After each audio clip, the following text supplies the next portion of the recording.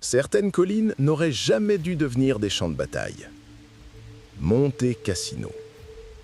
Un nom qui allait engloutir des dizaines de milliers de vies. Ici, la mort ne frappe pas par surprise. Elle attend.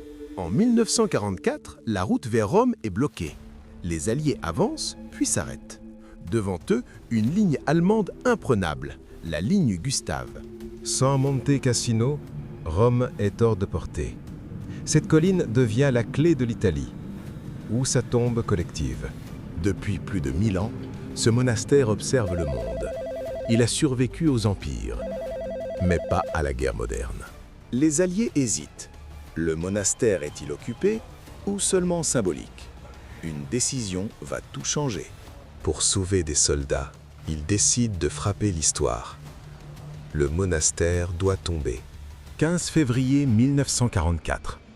Le ciel s'ouvre et l'enfer descend sur Monte Cassino. Le monastère est détruit. Mais la guerre, elle, commence vraiment. Les ruines deviennent une forteresse parfaite. Chaque mètre est payé en sang. La colline refuse les vivants. La pluie transforme la colline en piège mortel. Les corps s'enfoncent. Les cris disparaissent. L'ennemi ne se montre jamais. Il frappe, puis disparaît. Encore et encore. Chaque attaque échoue. Chaque tentative coûte des centaines de vies. La colline gagne sa réputation. Monte Cassino devient une guerre mondiale miniature. Des hommes venus de partout, mourant au même endroit.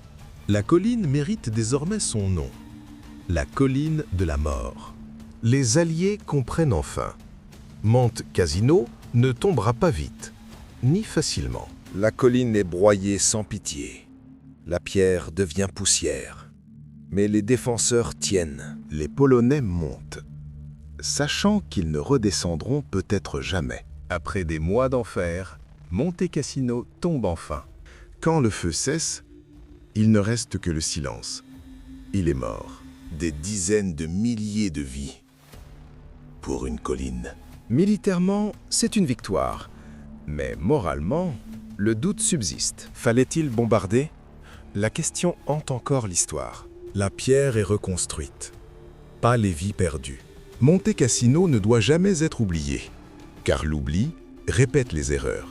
Cassino n'est pas qu'une bataille, c'est un avertissement. Quand une colline vaut plus que la vie humaine, l'histoire saigne.